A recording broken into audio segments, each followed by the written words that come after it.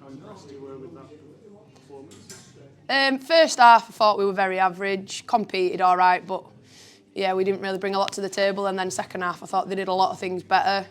Still not where we need it to be, but they were a lot better second half. I mean, that says a lot, doesn't it? Because the sort of pre-season narrative has all been Leeds signing Amy and signing Georgia and everything, and you've come here and turned them over by sort of 20 odd, 25 points or so, and you still feel there's a hell of a lot of room for improvement.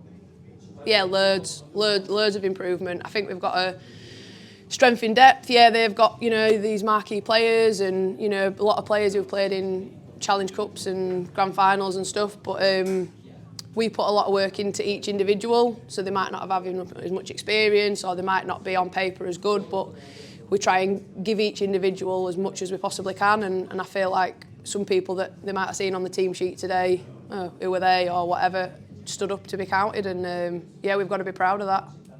What was it like as an occasion to be a part of Lindsay? 5,500, I think, the official crowd.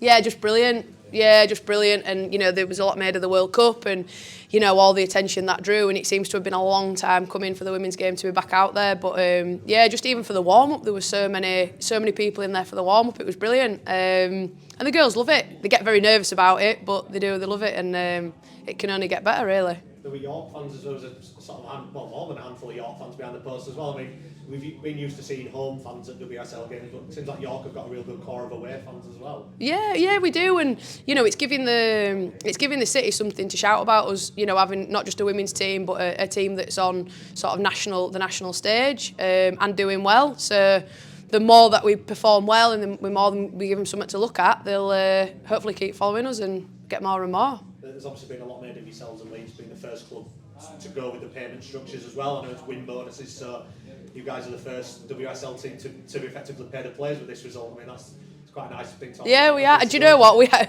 hadn't even thought about that, and I know the girls haven't. They're just chuffed to have won. But that's a fact, I guess. And how exciting for them that they're going to be the first people to do that, and have money in the bank for playing a game of rugby league. It's unheard of, really. So. Class, yeah. We've just asked Lois, I mean, she's been involved with the game a long time. If you just said 5 years ago you'd be playing for 5,000 and getting paid for doing it, what's the ceiling look like for this sport? How far can it go, do you think, as a competition? Yeah, I mean, I actually thought to myself this morning, this time a couple of years ago, I was looking for raffle tickets, I was getting a float out, I was making sure the programmes were printed, all these sorts of things that I were having to think of as a coach. The actual coaching wasn't part of what I was doing, it was organising the fixture.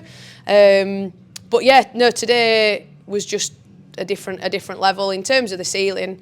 I don't know. We've got to keep pushing, and the more big double headers like this, the more the male side of the clubs buy into the women's game. Hopefully, it'll bring revenue for them, and we'll just keep pushing. Yeah. St Helens next week. Is it an advantage that you've played this week and they haven't? I would say so. Yeah, definitely. We haven't picked up any injuries today.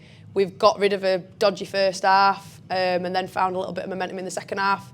So hopefully that'll roll into next week. How dangerous are they now they've lost a few key players over the off-season? Oh, Saints will always be dangerous. They've got some really good leaders, and I think Georgia Hale were pivotal for similar to Courtney Winfield Hill was, and they've got Jodie, they've got Emily, they've got some really good characters in the Saints team. So I definitely wouldn't write them off. Jane Stanley's pass in the first half, how good was that? Yeah, really good, but I was just fuming because she never does that. She does it in training and it goes into touch and they drop it and all sorts of things happen, and she says, what do I do in this situation? I said, just give the easy ball. But she likes to be flamboyant, does Tara, and thankfully for her it paid off today. But she's just good, and she turns up with big moments like that. She just needs to do that more consistently in training to perfect it. Back at full back as well, which shows she didn't play in the World Cup. Happier to have her at number one than anywhere else on the field?